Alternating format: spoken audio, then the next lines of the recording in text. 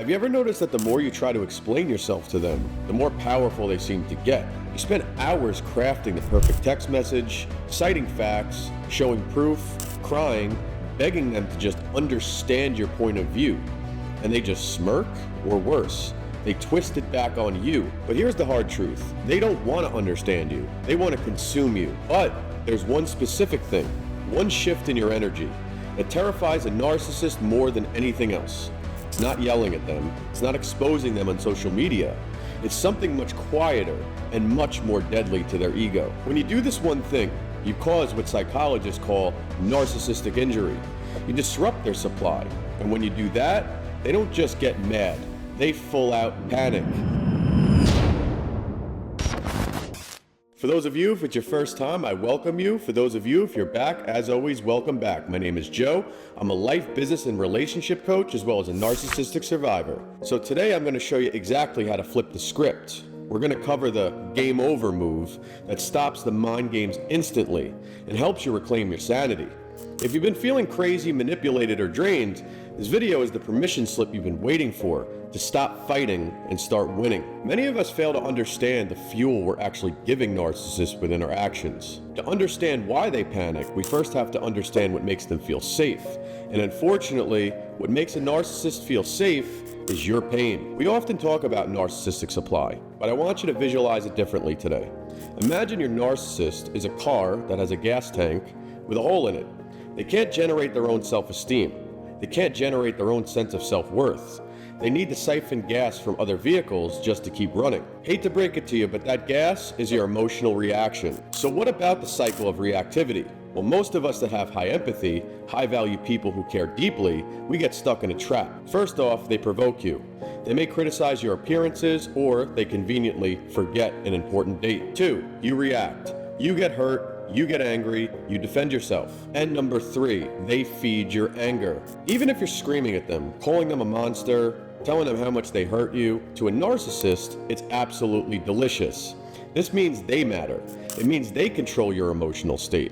As long as you're reacting, they're in the driver's seat. The problem isn't just that they're abusive. The problem is our natural human instinct to resolve conflict, to explain, and to seek closure is the exact mechanism they use to keep us trapped. You're trying to play a game of tennis with someone that's playing a game of war. You're trying to hit the ball back over the net. They're trying to burn the court down. So why have your previous strategies failed? Listen, I know you've tried to fix this. I know because I read your comments, and I've been there myself. Let's look at the 3 most common strategies we use that end up backfiring on us. First off, the lawyer defense. You gather screenshots. You record conversations. You lay out the timeline of events perfectly to prove that they're actually lying. But why does it fail? You think you're fighting for the truth. They see you investing energy. The more evidence you bring, the more they know you care about their opinion. They're just going to continue to shift the goalposts and say, you're crazy, you're just obsessing over the past. Number 2 is appeasement and a nice approach. You think, maybe if I don't trigger them, we can have a peaceful weekend. You walk on eggshells. You anticipate their needs before they even ask. You apologize for things you didn't do just to keep the peace. But why does it fail? It signals submission. To a narcissist, kindness is weakness. When you appease them, they don't respect you anymore. They respect you less. You become a boring toy that's too easy to break. So they're often going to ramp up the abuse just to see if you'll finally snap. Attempt number 3 is the fake no contact. This is a big one. You block them, but then you check their Instagram account from a burner account. Or you stop texting them, but you ask your mutual friends how they're doing. Or you leave, but you keep the door cracked open just in case there's an emergency. So why does this fail? Energetically, the cord is still cut. They can feel it. As long as you're monitoring them, you're still in a relationship with them. You're still centered on their life, not yours. All of these attempts have one big thing in common. You're still focused on them. You're trying to manage their behavior, manage their reaction, or manage their perception of you. And that's why they never really seem to panic. Because even if you're fighting, you're still theirs. So what's the solution? What makes them panic? What's the game over move?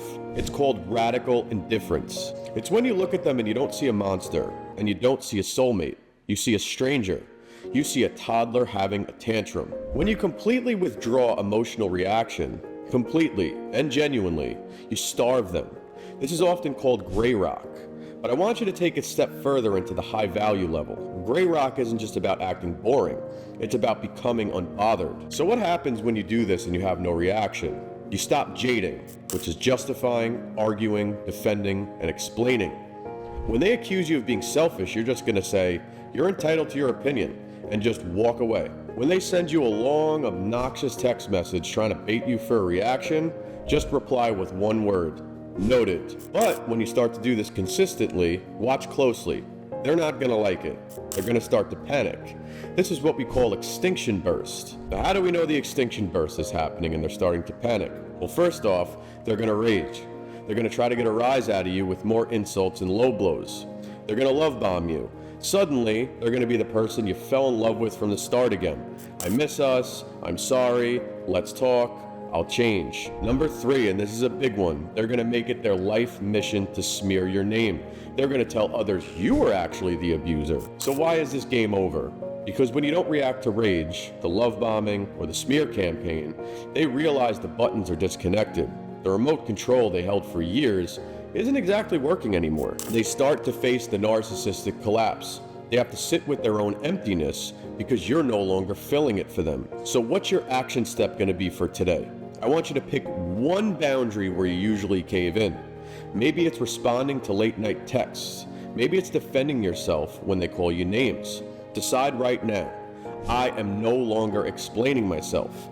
Write it down, maybe put it on a post-it, but commit. When you take your energy off of them and put it back on yourself, building your business, your health, and your friendships, that's the ultimate revenge. Not hurting them, but outgrowing them in success. If you're ready to start being high value and leave the games behind, type game over in the comments below. And I want to know exactly what traits to build up in yourself so you never attract a narcissist again. And if you want to know some red flags and traits that make up a narcissist, click the video above. You'd be amazed at some of the signs that may not be so obvious from the start. Appreciate you guys for joining me for yet again another video. Check you on the next one.